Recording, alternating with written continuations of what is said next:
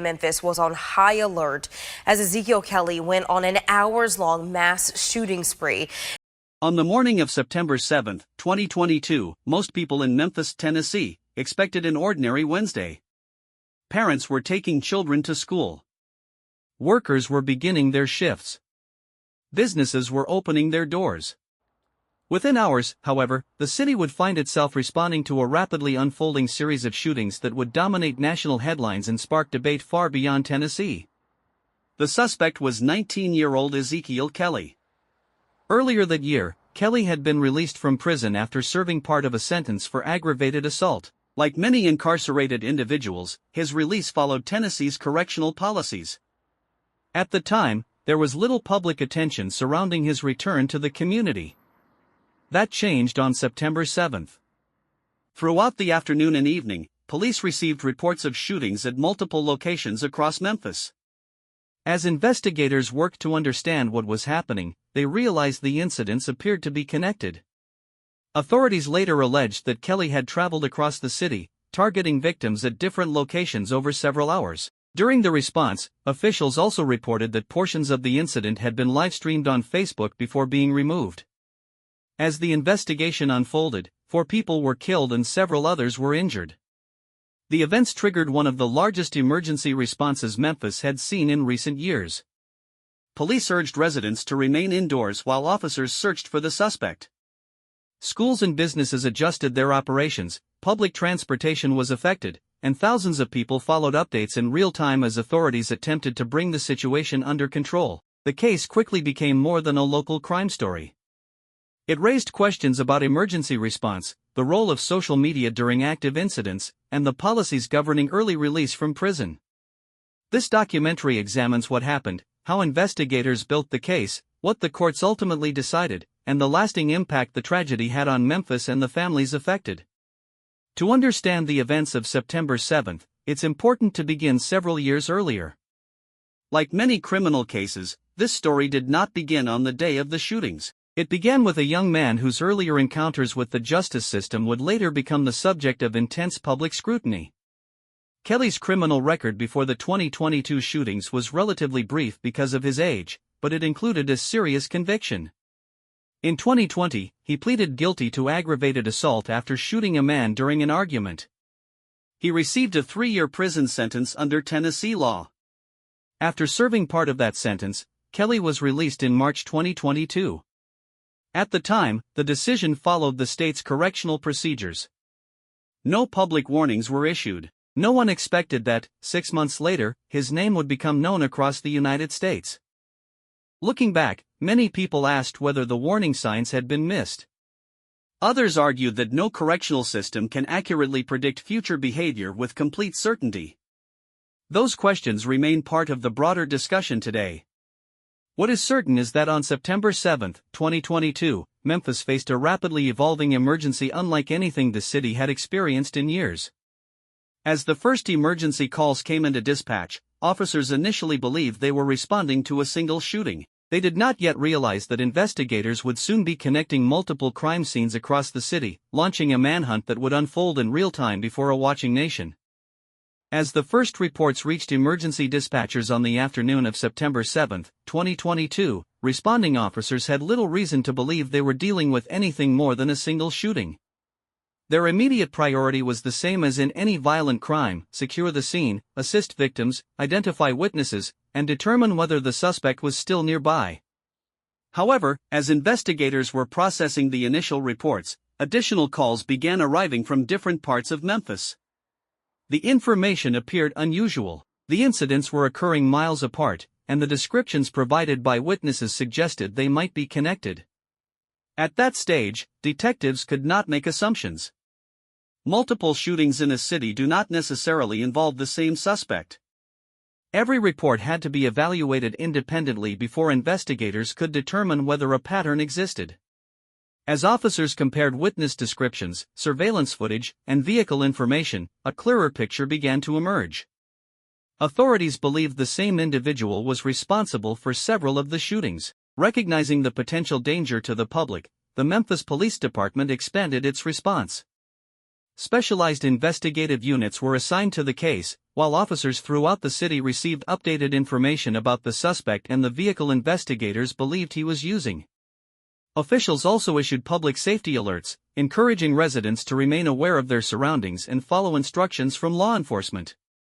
During rapidly evolving incidents, communication is one of the most important tools available to public safety agencies. Accurate information allows people to make informed decisions while helping investigators receive tips from witnesses who may have seen relevant vehicles or individuals. As detectives continued gathering evidence, they also began reviewing digital information connected to the case. According to investigators, videos related to the shootings had appeared on Facebook before being removed.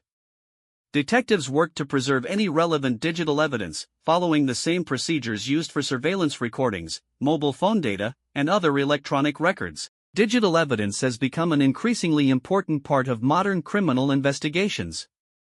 Investigators must establish where recordings originated, when they were created, and whether they accurately represent the events being examined.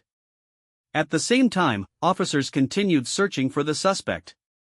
Information from witnesses, cameras, and other investigative leads helped narrow the search area. Later that evening, authorities located a vehicle believed to be connected to the shootings. Officers stopped the vehicle and took Ezekiel Kelly into custody without further reported harm to members of the public. Although the immediate threat had ended, investigators knew their work was only beginning. The next several weeks would involve documenting multiple crime scenes, conducting forensic examinations, interviewing witnesses, and reviewing extensive physical and digital evidence. Each piece of information would help prosecutors reconstruct the events of September 7 and prepare the case for court. As investigators assembled the evidence, another conversation was beginning across Tennessee. Many members of the public wanted to understand how Kelly had been released from prison months earlier and whether changes to correctional policies were needed. Those questions would become part of a broader public discussion that continued long after the emergency itself had ended. With the suspect in custody, investigators shifted from an emergency response to one of the most detailed phases of any major criminal case, establishing exactly what had happened through verifiable evidence. The Memphis Police Department, assisted by other agencies and forensic specialists, began compiling information from every location connected to the investigation. Each scene had to be processed independently before detectives could compare the findings and determine how they fit into the overall timeline. Crime scene investigators documented physical evidence, photographed each location, and collected items that could later be examined in forensic laboratories. Investigators also searched for surveillance footage from nearby businesses, traffic cameras, and private security systems. Witness interviews became another critical part of the investigation. Detectives spoke with people who had been present at different locations, as well as individuals who had information about the suspect's movements throughout the day. As with any major investigation, witness accounts were compared against physical evidence and digital records to identify areas of agreement and resolve any inconsistencies. At the same time, investigators reviewed electronic evidence. According to authorities, digital material, including mobile phone data and videos connected to the case, formed an important part of the investigation. Before such evidence can be presented in court, investigators must establish its authenticity and maintain a documented chain of custody, ensuring that it has been preserved and handled according to legal standards. As prosecutors reviewed the growing body of evidence, they worked to determine the charges that would be filed. Because the incidents involved multiple locations and multiple victims, the case was considerably more complex than a typical homicide investigation. Prosecutors alleged that the evidence demonstrated a sequence of connected criminal acts occurring over several hours. The defense, meanwhile, was entitled to review the evidence independently. Under the American justice system, every defendant has the right to challenge the prosecution's case, examine witnesses, and receive a fair trial. These protections are fundamental to ensuring that convictions are based on reliable evidence and lawful procedures. While the legal process moved forward, the case continued to receive national attention. Public officials, criminal justice experts, and community leaders discussed several broader issues raised by the incident. One topic was Tennessee's sentencing and release policies. Another was how emergency alerts are communicated during rapidly unfolding incidents. There were also discussions about the role of social media platforms when violent crimes are broadcast or shared online. Although opinions differed on potential policy changes, there was broad agreement on one point: the events of September 7 had left a lasting impact on the Memphis community. For the families of those who lost loved ones, the criminal investigation represented only one part of a much larger journey. While investigators focused on evidence and prosecutors prepared legal arguments, families faced the difficult task of coping with loss and rebuilding their lives. As the case moved toward the courtroom, prosecutors believed they had assembled a comprehensive body of evidence. The next phase would test that evidence under the scrutiny of judicial proceedings, where every claim would be examined according to the rules of law. In the end, the outcome of the case would depend not on public opinion or media coverage, but on what could be established through admissible evidence and the legal process. By the time the investigation was complete, prosecutors had assembled what they believed was a strong body of evidence. The case involved multiple crime scenes, numerous witnesses, forensic reports, surveillance footage, and digital evidence collected throughout the investigation. The criminal charges reflected the seriousness of the allegations. Court records showed that Kelly faced multiple counts related to the shootings, including charges connected to the deaths of 4 people and the injuries suffered by several others. Given the scale of the case, legal experts anticipated that the proceedings would take considerable time. Like all defendants in the United States, Kelly was presumed innocent unless the prosecution could prove its case beyond a reasonable doubt. This principle remained in effect throughout every stage of the legal process, regardless of the intense public attention surrounding the case. In the months following the shootings, attorneys on both sides prepared for what was expected to be a lengthy trial. Prosecutors continued organizing evidence, interviewing witnesses, and working with forensic specialists. Defense attorneys reviewed the prosecution's case, examined the evidence provided through the discovery process, and filed motions addressing legal issues before trial. As hearings continued, the case remained in the public eye. News organizations regularly reported on court developments, while many residents of Memphis continued to reflect on the events of September 2022 and their impact on the city. For the victims' families, each court appearance served as a reminder of the lives that had been lost. Although the legal process is designed to establish accountability, it cannot undo the harm caused by violent crime or erase the grief experienced by those left behind. Then, in 2025, the case reached a significant turning point. Rather than proceeding to a capital murder trial, Kelly entered guilty pleas to multiple charges. As part of the legal resolution, prosecutors no longer sought the death penalty. The court instead imposed multiple consecutive life sentences without the possibility of parole, along with additional prison terms for other convictions. The guilty plea brought an end to the criminal prosecution and eliminated the need for a lengthy jury trial. It also meant that many witnesses, including family members and investigators, would not be required to testify about the events in open court. During the sentencing hearing, relatives of the victims were given the opportunity to address the court through victim impact statements. These statements described the lasting effects of the crimes on parents, children, spouses, siblings, and friends. They spoke about milestones that would never be shared again, traditions forever changed, and the continuing emotional burden carried by those who lost loved ones. Victim impact statements are an important part of the criminal justice process because they remind the court that criminal cases involve real people whose lives have been permanently affected. Following the sentencing, public officials acknowledged the work of investigators, prosecutors, emergency responders, and support personnel who had spent years bringing the case to its conclusion. Although the court proceedings had ended, the broader conversations surrounding the case continued. Lawmakers, criminal justice experts, and community leaders continued discussing sentencing policies, early release procedures, emergency communication systems, and the role of social media during public safety emergencies.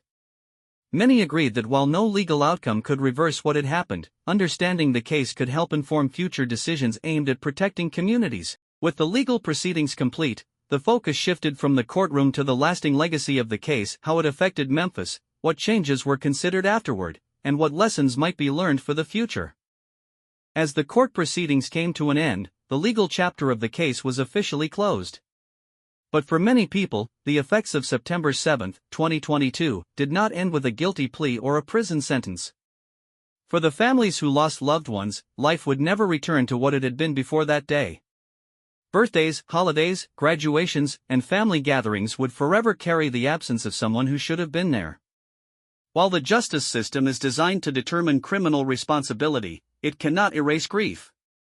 It cannot restore lost time, and it cannot undo the pain experienced by survivors, witnesses, first responders, and entire communities affected by acts of violence. The Memphis shooting spree also became an important case study for law enforcement agencies across the United States. Investigators later reviewed how information had been shared between agencies, how emergency alerts reached the public, and how officers coordinated their response as reports arrived from multiple locations. One lesson was clear. Rapid communication saves lives. During fast-moving emergencies, accurate information allows residents to make informed decisions while giving police valuable time to locate and stop a suspect. The case also highlighted the growing influence of technology in modern criminal investigations. Surveillance cameras, mobile phones, digital records, and online platforms all played significant roles in helping investigators reconstruct the events of that day.